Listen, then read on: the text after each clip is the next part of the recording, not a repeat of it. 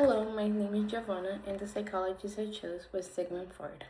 So, early in life, Sigmund Freud was born on May 6, 1856, in Freiburg, which is now part of the Czech Republic. His family was Jewish, so later he moved to Vienna, Austria, when he was 4 years old. Freud spent most of his life in Vienna, which is considered his home. Growing up, Freud was known for being very smart, very intelligent, and soon his parents noticed that he was gifted and very different from most of the other children.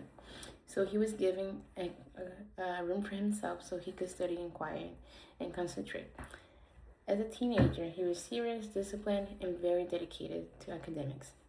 He specifically loved languages and science. Freud attended the University of Vienna, where he studied medicine. He became particularly interested in the brain and the nervous system.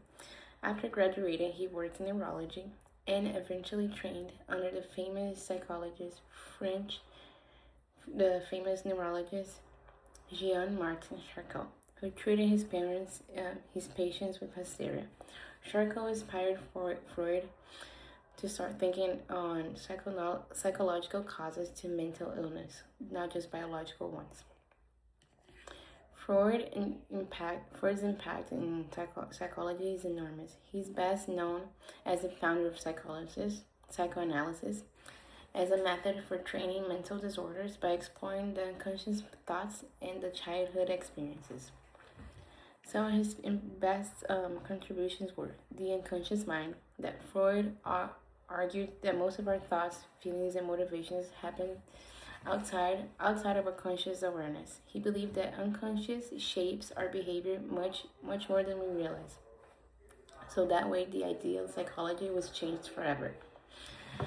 He also created the concept of the personality. So id, ego, and superego. The id being our basic instincts and desire. The ego being the rational part, the mediator from the rational to the irrational, and the superego being our moral conscience, so the rational.